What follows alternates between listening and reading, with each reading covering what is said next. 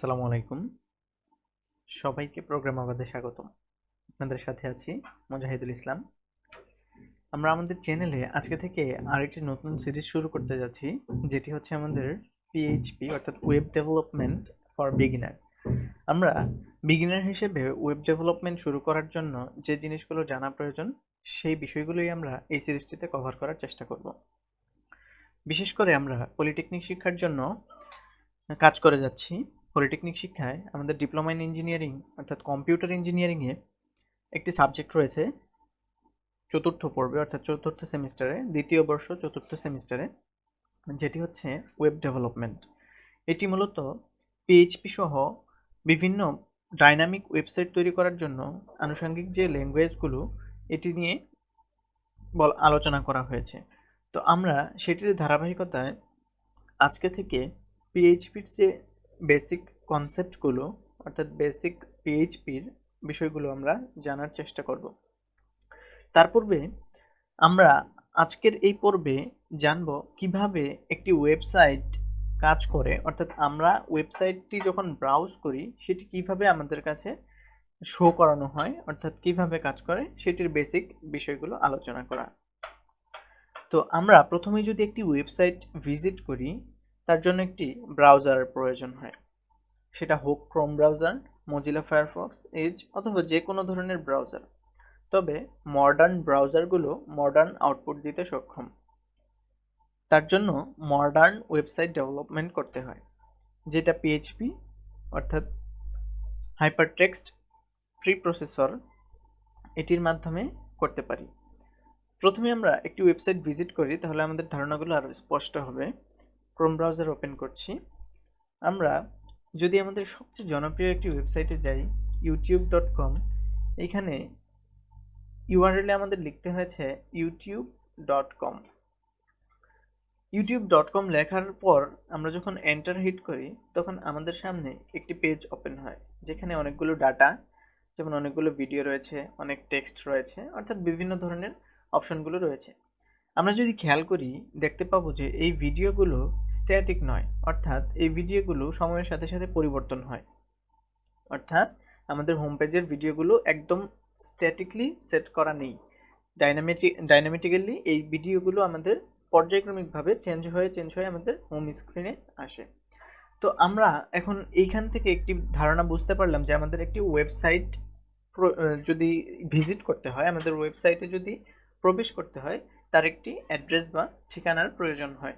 সেই অ্যাড্রেস বা ঠিকানাটি হচ্ছে আমাদের youtube.com। এটি হচ্ছে ইউটিউব ওয়েবসাইটের ঠিকানা। তো আমরা এখন দেখব যে কিভাবে এই ঠিকানার মাধ্যমে আমাদের এই ওয়েবসাইটটি আমাদের সামনে প্রদর্শন করা হয়। তার জন্য আমরা একটি প্রেজেন্টেশন শো করছি। আমরা এই প্রেজেন্টেশনটিতে দেখতে পাচ্ছি আমাদের তিনটি স্টেপ রয়েছে। প্রথম স্টেপে ইউজার অর্থাৎ আমি যে ব্যবহারকারী, সেই ব্যবহারকারী। তারপরে রয়েছে আমাদের ব্রাউজার, যেটির মাধ্যমে আমরা ওয়েবসাইটগুলোকে ব্রাউজ করে থাকি। এবং সর্বশেষ রয়েছে আমাদের একটি সার্ভার। মূলত সার্ভার হচ্ছে সেই স্থান বা সেই একটি স্পেস বা জায়গা যেখানে আমাদের ওয়েবসাইটগুলো স্টোর করা থাকে, অর্থাৎ আমাদের ওয়েবসাইটগুলো যে জায়গাতে থাকে সেটা হচ্ছে আমাদের সার্ভার। আমরা যদি একটি সহজ উদাহরণ দেই, আমাদের বাসাবাড়িতে অনেকগুলো রুম থাকে। সেই রুমগুলোতে বিভিন্ন প্রকার কম্পোনেন্ট, বিভিন্ন ধরনের মানুষ, বিভিন্ন ধরনের আসবাবপত্র থাকে। আমাদের এই আসবাবপত্রগুলো স্টোর করা হচ্ছে আমাদের বাসাতে। এখন আমি আমার এই আসবাবপত্রগুলোকে অ্যাক্সেস করতে গেলে সহজেই অ্যাক্সেস করতে পারছি না, কারণ আমার বাসায় আমি আমার কম্পোনেন্টগুলো এক রুম থেকে আরেক রুমে সহজে অ্যাক্সেস করতে পারছি। কিন্তু যদি বাহিরের কোনো লোক, অর্থাৎ ধরুন না একজন গেস্ট, তাকে যদি আপনি বলেন যে আমার বাসায় অমুক জায়গায় অর্থাৎ আমার অমুক রুমের ভিতরে একটা টেবিলে একটা বই রয়েছে, তাহলে তাকে কি করতে হবে? সে যেহেতু আপনার বাসা চেনে না, তাকে আপনার ঠিকানা দিতে হবে। সেই ঠিকানায় সে আসবে, তারপরে সে রুমগুলো খুঁজবে, তারপরে সেখানে সে জিনিসটাকে খুঁজে পাবে। তো ওয়েবসাইটের যে কার্যপ্রণালীগুলো মোটামুটি এরকম। আমরা ইউজাররা ব্রাউজারকে আমাদের ওয়েবসাইটের ওয়েব সার্ভারের অ্যাড্রেস, অর্থাৎ আমরা যেটা করি, যেহেতু আইপি অ্যাড্রেসগুলো আমাদের মনে রাখা খুবই কষ্টসাধ্য এবং এতগুলো আইপি অ্যাড্রেস মনে রাখা সম্ভব নয়, সেই ক্ষেত্রে আমরা একটি ইংলিশ নামে অথবা বিভিন্ন ল্যাঙ্গুয়েজের ডোমেন রয়েছে, সেগুলোকে বলা হয় ডোমেন। এই ডোমেনগুলোকে মনে রাখতে পারি। তো এই ডোমেনগুলো সেট করা থাকে সার্ভারে। যখন একজন ইউজার ব্রাউজারকে সেই ঠিকানা বা ডোমেনটি বলে দেয় যে আমার এই জায়গাতে যেতে হবে, তখন ব্রাউজার সেই ঠিকানাতে যাওয়ার চেষ্টা করে। তো সেটি অবশ্যই একটি ভ্যালিড ডোমেন হতে হবে, অর্থাৎ অবশ্যই তো সার্ভারটি এক্সিস্ট করতে হবে। তো আমরা দেখি ইউজার যখন ব্রাউজারে সেই অ্যাড্রেসটি বলে দেয়, তখন ব্রাউজার কি করে, সেই অ্যাড্রেসটিকে তার অ্যাড্রেস বারে নেয়। অ্যাড্রেস বারে নেওয়ার পর সে এটাকে ডোমেন হিসেবে চিহ্নিত করে। ব্রাউজার ডোমেইনটাকে আমাদের সার্ভারের কোথায় আছে সেটি খুঁজে বের করার চেষ্টা করে। তার মাঝখানে একটি প্রক্রিয়া বা প্রসেস রয়েছে, সেটি হচ্ছে নেম সার্ভার, অর্থাৎ DNS, domain name server, domain name system server. এই ডোমেন নেম সিস্টেমের মাধ্যমে আমরা যে ডোমেনের নামটা দিলাম, সেই নামটিকে সে একটি আইপি অ্যাড্রেসে কনভার্ট করে, অর্থাৎ ইন্টারনেট প্রোটোকল অ্যাড্রেসে কনভার্ট করে। আমরা অনেকেই হয়তো আইপি অ্যাড্রেসের সাথে পরিচিত, আবার কেউ পরিচিত নাও হতে পারি। আমরা এখানে একটা এক্সাম্পল দিয়ে রেখেছি, যেমন আমাদের IPv4 আইপি অ্যাড্রেসের ভার্সন রয়েছে, IPv4 এবং IPv6। আমরা এখানে দিয়েছি IPv4 এবং বেশিরভাগ ক্ষেত্রে আমরা এখন দেখি যে IPv4 ইউজ করা হয়। তো এই IPv4 এর 4টা সেগমেন্ট থাকে। এটা হচ্ছে ফার্স্ট সেগমেন্ট এবং এই সেগমেন্টটাকে আলাদা করা হয় মাঝখানে ডট দিয়ে, যেমন এখানে লেখা রয়েছে 103 ডট, তারপরে রয়েছে 245.254.20। প্রতিটি সেগমেন্টে 3টি করে ডিজিট রয়েছে এবং আইপি অ্যাড্রেসে শুধুমাত্র নাম্বারই থাকতে পারবে, 103, 245, 254 এবং 20, এই 4টি সেগমেন্ট মিলে একটি আইপি অ্যাড্রেস। এবং সর্বশেষে এখানে একটি দেখতে পাচ্ছি যে কোলন দিয়ে 80, অর্থাৎ 80। আমাদের ডিফল্ট যে পোর্ট, সেই পোর্টটি থাকে 80। আমরা এই পোর্ট নিয়ে পরবর্তীতে বিস্তারিত আলোচনা করব এবং আইপি অ্যাড্রেস নিয়ে আলোচনা করব। তো এখন এই ডোমেন নেমটাকে ডিএনএস সার্ভারের মাধ্যমে আইপি অ্যাড্রেসে পরিণত করা হয়, অর্থাৎ কনভার্ট করা হয়। মূলত সার্ভারের আইপি অ্যাড্রেস সেট করা থাকে এবং এই আইপি অ্যাড্রেসের মাধ্যমেই আমাদের ব্রাউজার সার্ভারকে চিনতে পারে এবং সেখানে যে ডাটাগুলো রয়েছে সেগুলোকে অ্যাক্সেস করতে পারে। তাহলে আমরা কি পাচ্ছি, যে ডোমেন যে নেমটা, সেটা যখন আমরা ব্রাউজারকে দেই, ব্রাউজার একটি ডিএনএস সার্ভারের মাধ্যমে আমাদের এই ডোমেন নেমকে আইপি অ্যাড্রেসে পরিণত করে এবং সেই আইপি অ্যাড্রেসের মাধ্যমে সার্ভারের সাথে কন্ট্যাক্ট পায়।